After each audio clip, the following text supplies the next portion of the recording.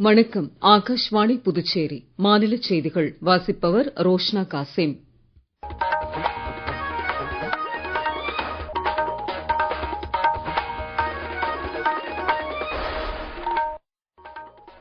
தலைப்புச் செய்திகள்.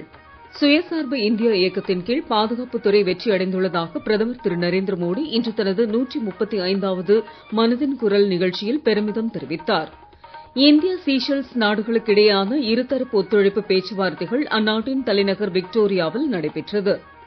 போலியோ சொட்டு மருந்து முகாம் நாடு முழுவதும் இன்று காலை 7 மணி முதல் மாலை 5 மணி வரை நடைபெற்றது. காரைக்கால் அம்மையார் ஆலயத்தின் மாங்கனி திருவிழா நாளை நடைபெறுகிறது. இனி விரிவான செய்திகள். பிரதமர் திரு நரேந்திர மோடியின் 135வது மனதின் குரல் நிகழ்ச்சி இன்று காலை 11 மணிக்கு ஆகாஷ்வாணியின் அனைத்து அலைவரிசைகளிலும் ஒலிபரப்பானது. பிரதமர் தமது உரையில் சுயசார்பு இந்தியா இயக்கத்தின் கீழ் பாதுகாப்புத்துறை வெற்றி அடைந்துள்ளதாக பெருமிதம் தெரிவித்தார். இந்தியாவில் தயாரிக்கப்பட்ட C-295 ரக விமானம் தனது முதல் பயணத்தை இம்மாதம் மேற்கொண்டதாக இந்நிகழ்ச்சியில் அவர் கூறினார். பிரதமரின் மன் கி பாத் என்னும் மனதின் குரல் நிகழ்ச்சி பற்றிய செய்தித் தொகுப்பு.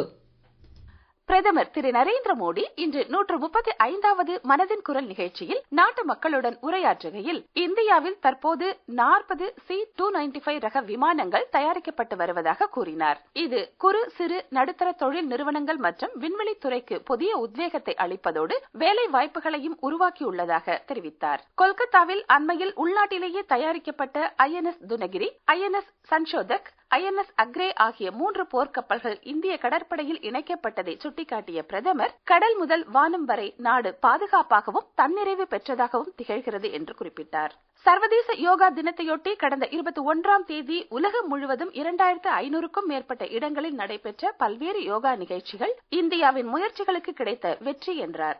அகமதாபாத்தில் நடைபெற்ற உலக யோகாசன சாம்பியன் பட்ட போட்டியில் 102 தங்கப் பதக்கங்கள் உட்பட 114 பதக்கங்களுடன் இந்தியா பதக்கப் பட்டியலில் முதலிடம் பிடித்ததையும் பிரதமர் சுட்டிக்காட்டினார். வெற்றி பெற்றவர்களுக்கு தனது வாழ்த்துக்களையும் தெரிவித்துக் கொண்டார். நாட்டை கட்டமைப்பதில் மக்களின் பங்கு மிக முக்கியமானது என்று குறிப்பிட்ட பிரதமர், மேற்காசிய சூழலை கருத்தில் கொண்டு தங்கத்தில் முதலீடு செய்வதை தவிர்க்குமாறும் வெளிநாட்டு பயணங்களை தள்ளி வைக்குமாறும் தாம் கேட்டுக் கொண்டதற்கு இணங்க மக்கள் ஒத்துழைப்பு வழங்கி வருவதாக கூறினார். நாடு முழுவதும் உள்ள கோடிக்கணக்கான குடும்பங்களுக்கு காப்பீடு வசதிகள் தற்போது கிடைத்துள்ளதாக கூறிய அவர், பிரதம மந்திரி சுரக்ஷா பீமா யோஜனா, பிரதம மந்திரி ஆயுள் காப்பீடு உள்ளிட்ட திட்டங்களின் மூலம் கோடிக்கணக்கான மக்கள் பயனடைந்து வருவதாக குறிப்பிட்டார். விளையாட்டுத்துறை வேகமாக வளர்ந்து வருவதாக எடுத்துரைத்த பிரதமர், இதில் இளைஞர்களின் பங்களிப்பு அதிகரித்து வருவதாகவும் கூறினார். தொழில்நுட்பம் மற்றும் செயற்கை நுண்ணறிவு மூலம் மக்களின் படைப்பாற்றலை பாதுகாப்பதற்காக நாலந்தா பல்கலைக்கழகம் பல்வேறு முயற்சிகளை மேற்கொண்டு வருவதாக கூறிய பிரதமர், சாஸ்திரார்த் என்ற அறிவுசார் விவாதங்களின் மூலம் பண்டைய மரபுகளை இப்பல்கலைக்கழகம் மீண்டும் உயிர்ப்பித்துள்ளதாக தெரிவித்தார். நாட்டிலுள்ள பிற பல்கலைக்கழகங்களும் இத்தகைய முயற்சிகளில் ஈடுபட வேண்டும் என்றும் பிரதமர் கேட்டுக் கொண்டார். இந்திய சீஷெல்ஸ் நாடுகளுக்கு இடையான இருதரப்பு ஒத்துழைப்பு பேச்சுவார்த்தைகளை பிரதமர் திரு நரேந்திர மோடி அந்நாட்டு அதிபர் திரு பேட்ரிக் ஹெர்மனியுடன் தலைநகர் விக்டோரியாவில் தற்போது மேற்கொண்டார். இருதரப்பு ஒத்துழைப்பு, மண்டல மற்றும் சர்வதேச விவகாரங்கள் குறித்து இரு தலைவர்களும் ஆலோசித்தனர். தொடர்ந்து பிரதமர் அந்நாட்டு தேசிய சட்டமன்றத்தில் உரையாற்றினார்.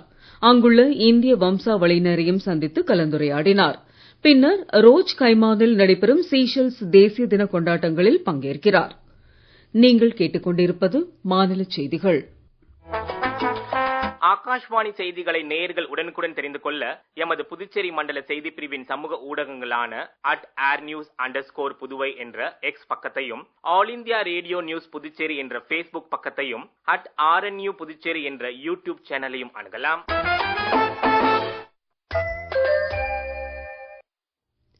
செய்திகள் தொடர்கின்றன.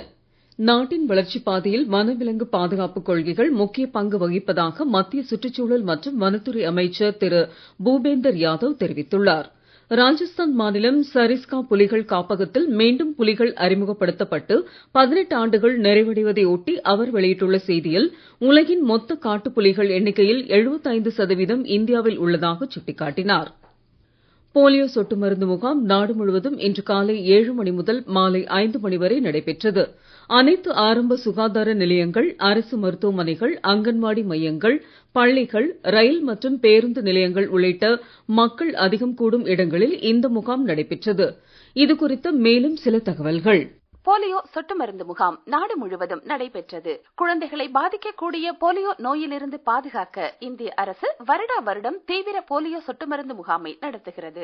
தமிழகத்தில் 43,000க்கும் மேற்பட்ட மையங்களில் குழந்தைகளுக்கு சொட்டு மருந்து வழங்கப்பட்டு வருகிறது. சென்னை பாலவாக்கத்தில் முதலமைச்சர் திரு விஜய் குழந்தைகளுக்கு சொட்டு மருந்து வழங்கி இம்முகாமினை தொடக்கி வைத்தார். இன்று புதுச்சேரியில் அனைத்து பகுதிகளிலும் 5 வயது வரை உள்ள அனைத்து குழந்தைகளுக்கும் போலியோ சொட்டு மருந்து வழங்கப்படுகிறது. புதுவை யூனியன் பிரதேசத்தில் கிராமம் மற்றும் நகரப்புறங்களில் 424 முகாம்கள் மற்றும் பொதுமக்கள் அதிகம் கூடுகின்ற இடங்களான பேருந்து நிலையம், ரயில்வே நிலையம், பூங்காக்கள், கோவில்கள் மற்றும் வணிக வளாகங்கள் போன்ற 31 இடங்களில் சொட்டு மருந்து கொடுக்கப்பட்டது. புதுச்சேரி கிருமாம்பாக்கம் ஆரம்ப சுகாதார நிலையத்தில் துணைநிலை ஆளுநர் திரு கைலாஷ்நாதன் குழந்தைகளுக்கு போலியோ சொட்டு மருந்து போட்டு பிரச்சாரத்தை தொடங்கி வைத்தார். சுகாதாரத்துறை செயலர் திரு சௌத்ரி முகமது யாசன், சுகாதாரத்துறை இயக்குநர் திரு செவ்வேல், துணை இயக்குநர் திரு ரகுநாதன் உள்ளிட்டோர் இதில் கலந்து கொண்டனர். புதுச்சேரியில் இன்று காலை அரசு ஆரம்ப சுகாதார நிலையத்தில் முதலமைச்சர் திரு ரங்கசாமி குழந்தைகளுக்கு போலியோ சொட்டு மருந்து போட்டு முகாமை தொடக்கி வைத்தார். பின்னர் செய்தியாளர்களிடம் பேசிய முதலமைச்சர் திரு ரங்கசாமி, சுகாதாரத்துறை மூலமாக குழந்தைகளுக்கு போலியோ தொற்றை தடுக்கும் வகையில் போலியோ சொட்டு மருந்து முகாம் நடைபெற்று வருகிறது. பெற்றோர்கள் சரியாக கவனிக்காததால் குழந்தைகளுக்கு தொற்று ஏற்பட வாய்ப்புள்ளது. எதிர்காலத்தில் போலியோ தொற்றே இல்லாமல் இருக்க இந்த முகாம் நடத்தப்படுகிறது என்று குறிப்பிட்டார். அதேபோல் 14 முதல் 16 வயதுள்ள பெண் குழந்தைகளுக்கு புற்றுநோய் தடுப்பூசி போடும் முகாமையும் துவக்கி வைத்துள்ளதாக குறிப்பிட்டார். புதுச்சேரி பிராந்தியம் காரைக்கால் மாவட்ட அளவிலான முகாமை புதுச்சேரி அமைச்சர் திரு GNS ராஜசேகரன் காரைக்கால் அரசு மருத்துவமனையில் போலியோ சொட்டு மருந்து வழங்கி முகாமை தொடக்கி வைத்தார். மாவட்ட ஆட்சியர் திருமதி இஷிதா ராட்டி, துணை மாவட்ட ஆட்சியர் திரு பக்கிரிசாமி மற்றும் நலவழித்துறை அதிகாரிகள் ஆகியோர் இந்நிகழ்ச்சியில் கலந்து கொண்டனர். 63 நாயன்மார்களில் ஒருவரான காரைக்கால் அம்மையார் ஆலய மாங்கனி திருவிழா மாப்பிள்ளை அழைப்பு நேற்று ஊர்வலத்துடன் வெகு விமரிசையாக தொடங்கியது. முக்கிய நிகழ்வான மாங்கனி திருவிழா நாளை நடைபெறுகிறது. 63 நாயன்மார்களில் ஒருவரும் சிவபெருமானால் அம்மையே என்று அழைக்கப்பட்டவருமான காரைக்கால் அம்மையார் என்று அழைக்கப்படும் புனிதவதியாரின் வாழ்க்கை வரலாற்றை சித்தரிக்கும் மாங்கனி திருவிழா நேற்று முறைப்படி தொடங்கியது. காரைக்கால் அம்மையார் ஆலயத்தின் அருகே உள்ள சித்தி விநாயகர் ஆலயத்திலிருந்து பரமதத்தன் மாப்பிள்ளை கோலத்தில் எழுந்தருளினார். அப்போது மேளதாளத்துடன் வாத்தியங்கள் முழங்க மாப்பிள்ளை அழைப்பு நிகழ்ச்சி நடைபெற்றது. இன்று காலை காரைக்கால் அம்மையார் பரமதத்தன் திருக்கல்யாண நிகழ்வு நடைபெற்றது. விழாவின் முக்கிய நிகழ்வாக நாளை சிவபெருமான் பிச்சாண்டவர் கோலத்தில் வீதியுலா புறப்பாடும் மாங்கனி படைக்கும் மாங்கனி திருவிழாவும் நடைபெறுகிறது. ஆஸ்திரேலியாவில் 16 வயதுக்குட்பட்டோருக்கான சமூக ஊடக தடை மேலும் கடுமையாக்கப்படும் என்று அந்நாட்டு பிரதமர் திரு ஆந்தோனி அல்பான்ஸ் தெரிவித்துள்ளார். இந்த தடையை மீறும் சமூக ஊடக நிறுவனங்கள் மீதான அபராதம் இரட்டிப்பாக்கப்படும் என்று ஆஸ்திரேலிய அரசு கூறியுள்ளது. இது தொடர்பாக புதிய சட்டம் கொண்டுவரப்படும் என்று கூறிய அந்நாட்டு அரசு தற்போதைய அபராதமான $34.1 மில்லியன் இருந்து $68.3 மில்லியன் அதிகரிக்கப்படும் என்று தெரிவித்துள்ளது. ஆஸ்திரேலியாவின் நியூ காஸ்டில் பல்கலைக்கழகம் மேற்கொண்டு நடத்திய ஆராய்ச்சியில் 16 வயதிற்குட்பட்ட 85% குழந்தைகள் தடையை மீறி சமூக வலைதளங்களை பயன்படுத்துவது கண்டறிந்தது. இதனையடுத்து இந்த வாரம் நடைபெறவுள்ள நாடாளுமன்ற கூட்டத்தில் புதிய சட்டம் கொண்டுவர ஆஸ்திரேலிய அரசு திட்டமிட்டுள்ளது.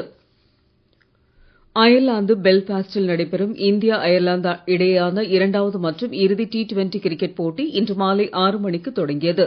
உலகக்கோப்பை மகளிர் T20 கிரிக்கெட் போட்டியில் இந்தியா இன்று ஆஸ்திரேலியாவை எதிர்கொள்கிறது. லண்டன் லார்ட்ஸில் இப்போட்டி இரவு 7 மணிக்கு தொடங்குகிறது. மீண்டும் தலைப்புச் செய்திகள். சுயசார்பு இந்தியா இயக்கத்தின் கீழ் பாதுகாப்புத்துறை வெற்றி அடைந்துள்ளதாக பிரதமர் திரு நரேந்திர மோடி இன்று தனது 135வது மனதின் குரல் நிகழ்ச்சியில் பெருமிதம் தெரிவித்தார். இந்தியா சீஷெல்ஸ் நாடுகளுக்கிடையான இருதரப்பு ஒத்துழைப்பு பேச்சுவார்த்தைகள் அந்நாட்டின் தலைநகர் விக்டோரியாவில் நடைபெற்றது. போலியோ சொட்டு மருந்து முகாம் நாடு முழுவதும் இன்று காலை 7 மணி முதல் மாலை 5 மணி வரை நடைபெற்றது.